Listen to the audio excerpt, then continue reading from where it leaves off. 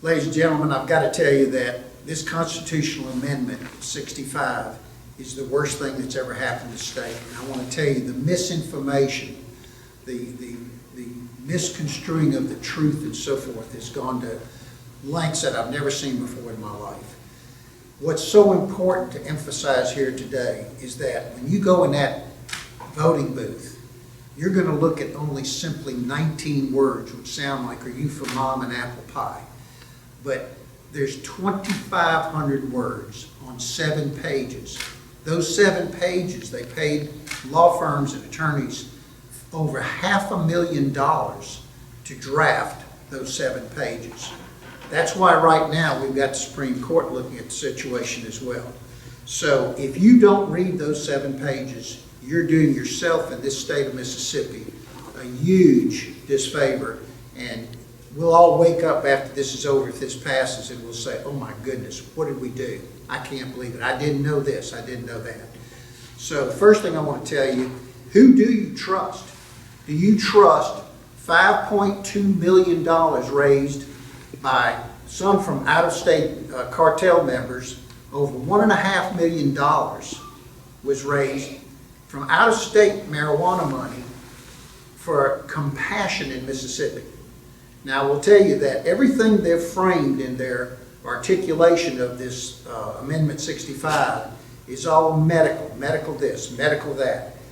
But 35 of your state's foremost public servants and unpaid volunteers have read the 7 pages. Why would 35 of your most trusted organizations, professional and corporate, that have said this is the worst thing that could happen to Mississippi?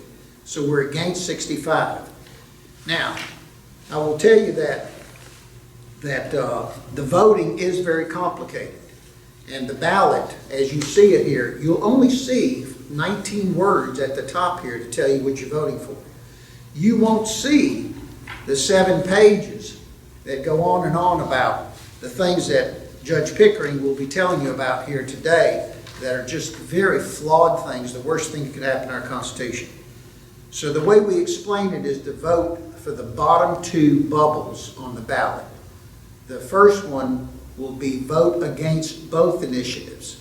And you will hear from Judge Pickering the terrible thing this is when you start putting it in the Constitution. There's no business, no product that ever has been put in the Constitution.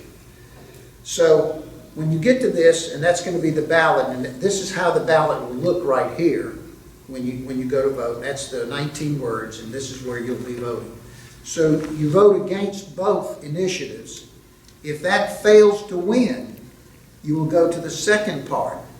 And that second part, by voting for 65A, is a more measured, sensible, legislative approach to having a true medical marijuana product.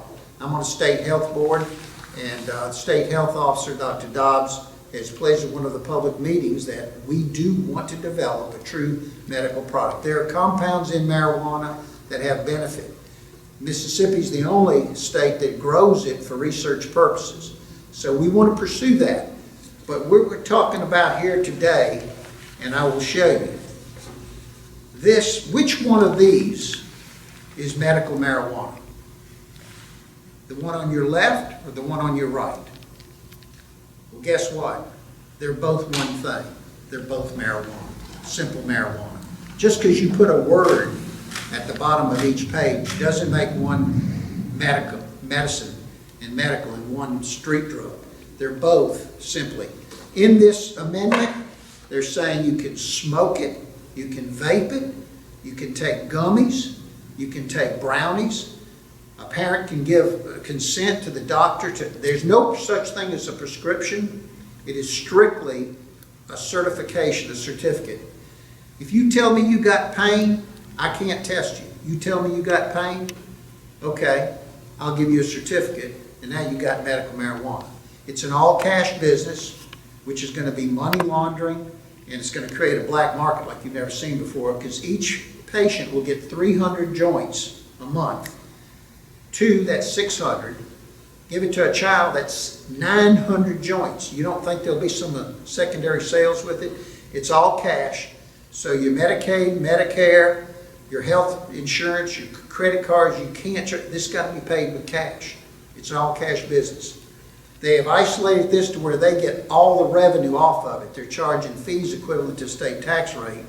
And anyway, it's just a horrible situation. So the best way to explain it to you in just simple terms is to say the first part of the ballot to go against both is if you're voting for snakes and you're against snakes, you say, I vote against both kinds of snakes. But if you lose that vote, you go to the second part of the ballot, and that's where you want to vote for not a rattlesnake, 65. You want to vote for 65A, a garter snake. And so that's what I want to get across. There's Second Amendment rights that you also will have problems with, Section 8 housing. The Second Amendment rights, we've got letters here I'm going to give to you as the press so that you have facts and not fiction.